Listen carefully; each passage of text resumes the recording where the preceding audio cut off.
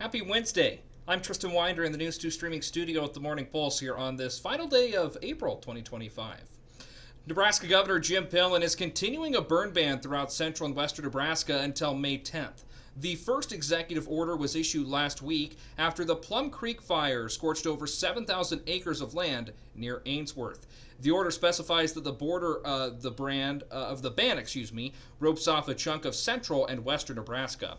Again, Nebraska Governor Jim Pillen announcing yesterday that the current burn ban is continuing now through the 10th of May. In other news today, a legislative proposal hoping to crack down on synthetic hemp products is advancing to the next round of debate this week, but getting it across the finish line will still take some work.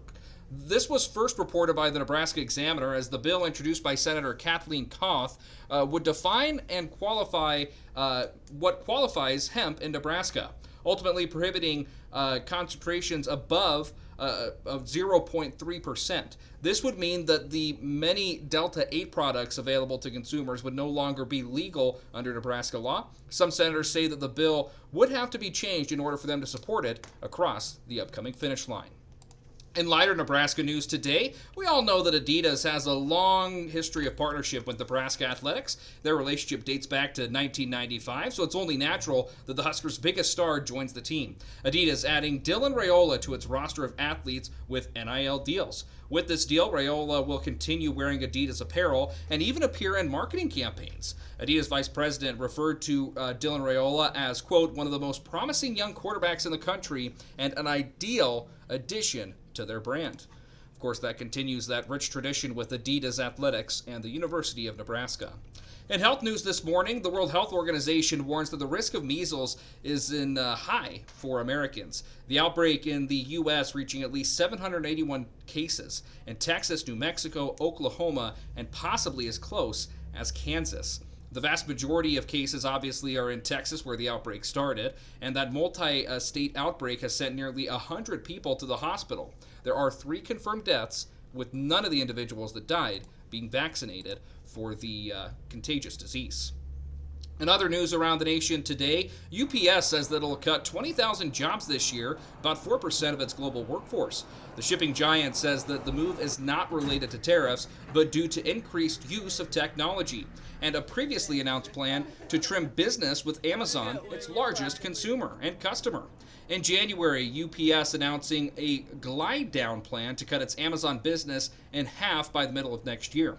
The company said that it'll close 73 buildings by the end of June as the next part of the plan. UPS leaders expect to be more automated in the company's facilities, with 400 facilities becoming partly, if not fully, automated. And 24 U.S. states, along with Washington, D.C., are suing the company AmeriCorps. It's over cuts of the agency making to its workforce and programs as part of the Trump administration's efforts to shrink the federal government. The multi-state coalition includes 23 Democratic attorney generals and 2 governors who say the cuts are illegal and violate Congress's authority. They argue that the administration is gutting the agency to the point that it cannot function. The lawsuit alleges that 85% of AmeriCorps staff were placed on administrative leave earlier this month, and last week the agency started sending reduction in its workforce notices to employees that had been placed on leave. Now to a recall alert here. Be sure to check your pantry and fridge, as there's been a recall of more than 7,000 cases of the apple juice brand that you can see here on your screen, citing concerns over toxic substances of contamination. The affected apple juice was sold in stores in 10-ounce round glass bottles with a wide metal screw-topped lid and has a best-by date of December 5th, 2026. According to the FDA, the impacted cases might be contaminated and with a poisonous substance even, and the symptoms from consuming it include nausea, gastrial disturbances, and even vomiting. The infected bottles were distributed across nearly 30 states. And we now know the names of the artists who will be inducted in the Rock and Roll Hall of Fame later this year. A total of 7 artists are part of this year's class, headlined by Chubby Checker, Cyndi Lauper, Outkast, Soundgarden, Bad Company, and a few others. The induction ceremony is set to take place in Los Angeles in November. Artists become eligible for nomination if they have been at least 25 years in the business, and specifically marking 25 years since they released their first commercial recording.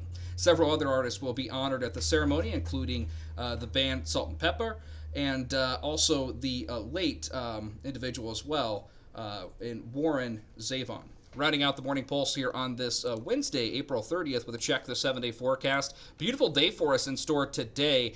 Temperatures approaching the low 70s, ending the work week here with temperatures in the mid 60s, and then beautiful temperatures rolling into the weekend as well. We can see strong chances of precipitation and potentially some storm activity early next week as well.